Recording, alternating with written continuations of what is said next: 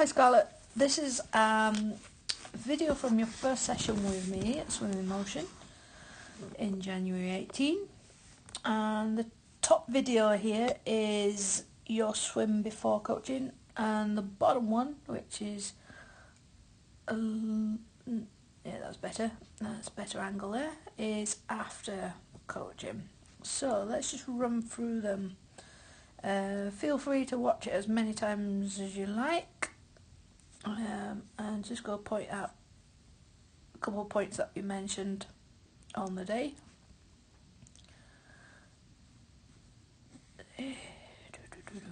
Just try to get you streamlined on the top video, and then we can set it off. Okay, so looking at the top video, the first one today, you can see this big curve, banana shaped. What we'd like to see is a nice flat shape with your head facing this way, your back nice and straight, and the arm just laying further down there. Okay, so, and we can also see that we're dragging a lot of air with us. It's all over the body. So we need to work out what's creating that air. So as we watch the hand come into the water, we can see that it's coming in very flat, and you can see the water moving out, and then you're going to bring that water down with you. Can you see the air coming down with you? So if we're bringing air in the water, then it's created a lot of resistance. So we need to get to this position without bringing these bubbles down with us. So the way that we're going to do that is we're going to use that nice triangle shape. We're going to come in here and then slide through the slot there. The eyes there, definitely very high in the water. So that was his main point. Let's just look at the angle of the arm here. The palm is actually facing towards that wall, which won't help us go forward. So really focus on the wrist. Your wrists have this habit of being really bent, both in the water and out of the water. So let's just see whether we can imagine that there's a big stick going from our elbow all the way out of our middle finger, and everything's in a straight line, no bendy wrists at all.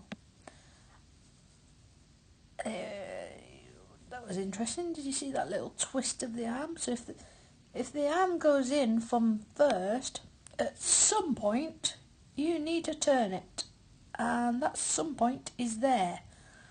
So not only have you turned it, but you've sent it back up towards the top of the surface there. And can you see the position of the shoulder? You're well out on that side there. And remember the analogy that I used? Had you stood up and I had you try and press down on my arm. If the arm's at the side, it's very weak, and it's going to not be in a very good position at all. Now look how wide you're going on that pull there. So we need to keep that shoulder nice and safe. Keep the arm in front of the shoulder. The left one is much better. It's going a little bit steeper. But then can you see how it goes in here, and then it pulls round like a big polar bear to the side there. So we'll leave the top video because they're the main points. Right, let's see if we can have a look at the bottom video once we get a better camera angle going on. My camera skills weren't very good on the bottom one. It does get better. There we go. So look at the head position there, Scarlett. Much better. Back is much flatter. The arm is coming off in front of the shoulder, just a little bit lower. So this is the belly line. So this hand needs to be just below in order to catch that, all that water there.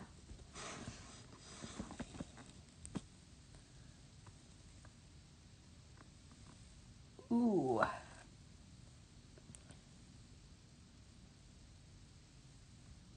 So we can see there, just see how wide you are. So we need to keep this hand that's catching under the eyeball there and not allow it to come down to the side. But just watch this breath, because you're just about to come up to breathe and you lift that head right up and you're there. Okay? I mean, your body's quite streamlined, but the head is just making it very difficult for us at the moment. Let's have a look again. So watch this hand. This is a really nice position, perfect position. Excellent. Okay, so instead of pushing down like this, it needs to enter and then get into that shape. So you don't want to be pushing down on the water. We only want to be going forwards or backwards. So the fact that it was sweeping out this direction is just slowing us down, and we have a little bit of a dip in. Woo! There we go. So when you're holding that on the breath, see how the hand skips past the hip. So make sure it comes under here, and then that's like a really red hot fire, and it's going to send the arm back really quickly.